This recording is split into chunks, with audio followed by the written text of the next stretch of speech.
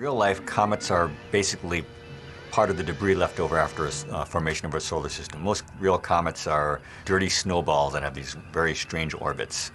But most of them circle a star, which means, as far as we know, you probably wouldn't find comets in interstellar space. Now, only when they pass very close to a star does the heat from the star cause part of its surface to boil away, and that's what forms the dramatic tail. Now here, this comet is deep in interstellar space. There's no reason for it to be boiling away all this stuff, but it's cool. And it's another example of dramatic license. And it's pretty. And it's a spectacular it's beautiful. shot.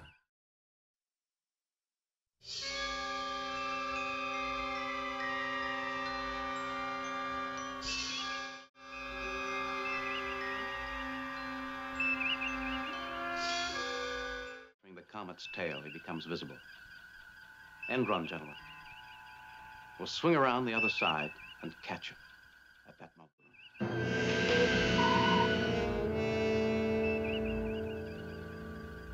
How pleasing to the eye it is.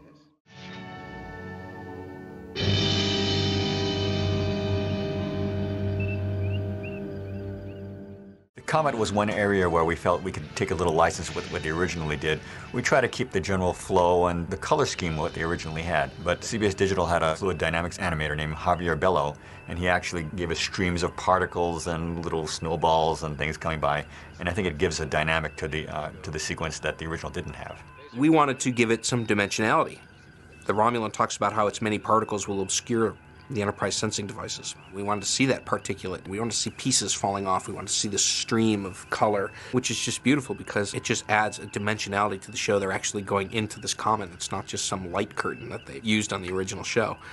And it makes it a much more effective moment when Kirk goes in to grab the Romulans and the comet goes by and the Romulans aren't there and he realizes that he's been tricked. It works a lot better. He'll only be visible for a moment. Stand by.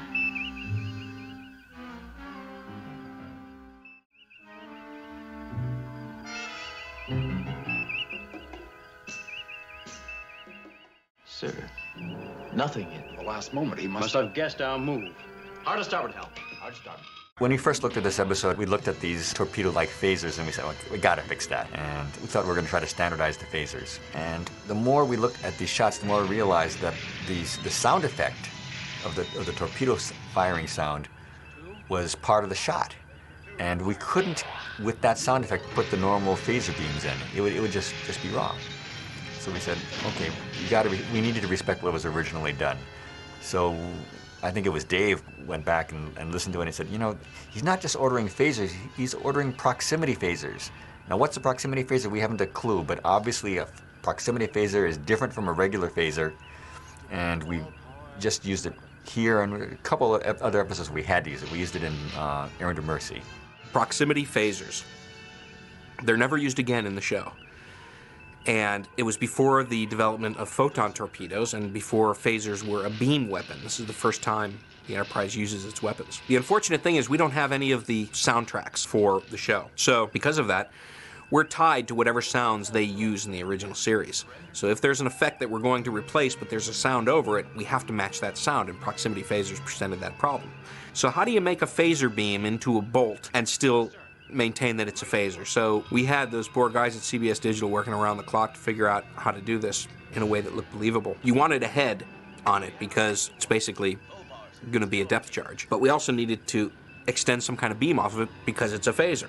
So we went round and round with them, and they finally came up with what you see now, which eventually that proximity phaser turned into, for us, a slight model of what the photon torpedo we were going to use was going to be. You know, we stuck to the sound effect, and if we would have had our druthers, we would have, of course, done something else with a different sound effect. But because we were tied to it, we did what we thought was best, and I think it came out really well. Phaser 1, fire.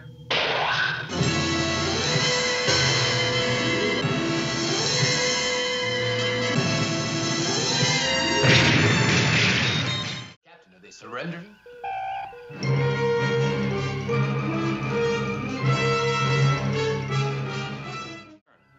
Emergency warp speed.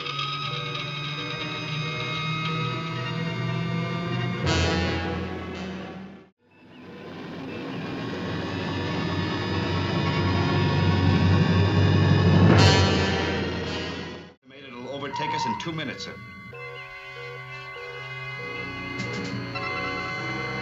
Phasers, Mr. Spock. 10 seconds to impact.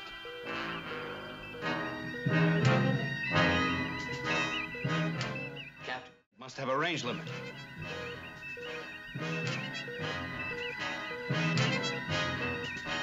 Five, 3, 2, 1, impact.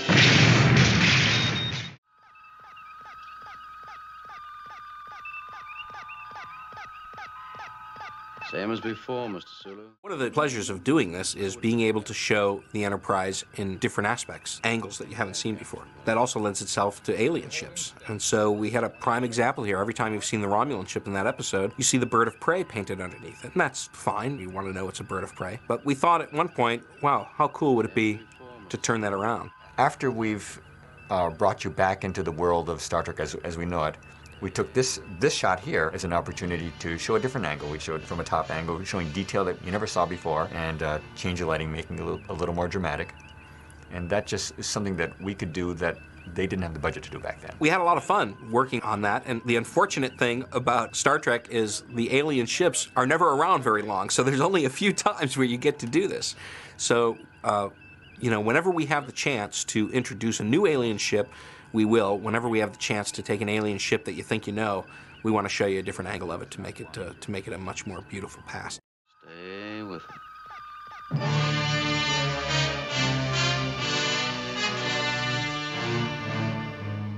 Not one to repeat a mistake.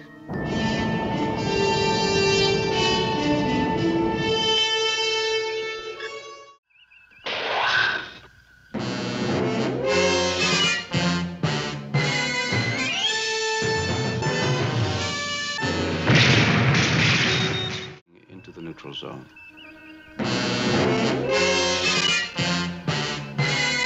Steady as we go, Mr. Sulu.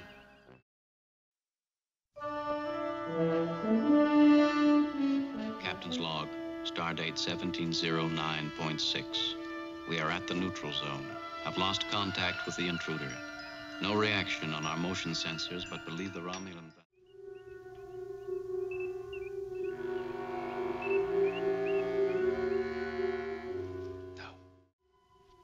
I feel it. Captain's log, supplemental. Now motionless for 9 hours, 47 minutes.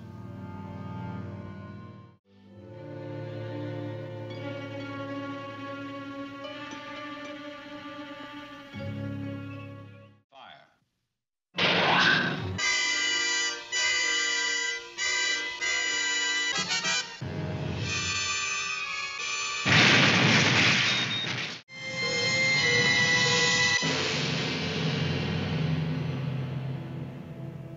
Glorious.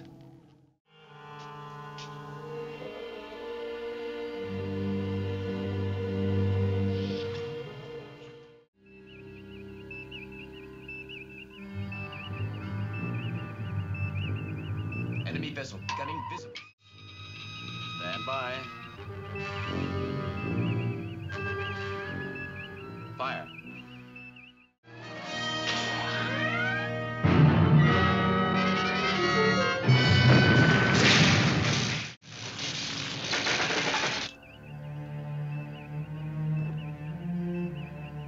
Mr. Sulu, prepare to move in. Hailing frequencies open, sir.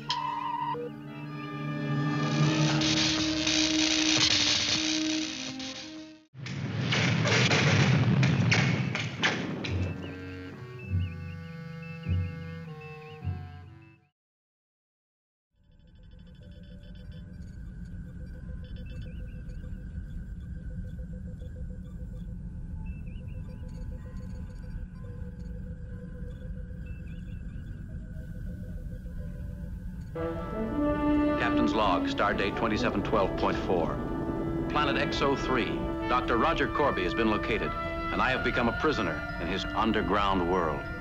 Captain Kirk to Rayburn, report. Any problems there, sir? Tell the Enterprise to have a full security party standing by. Yes, sir. Kirk out.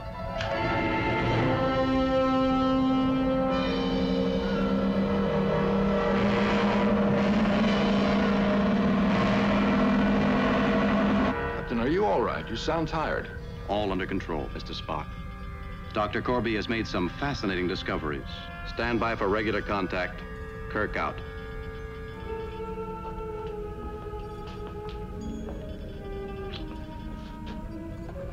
Now strike him.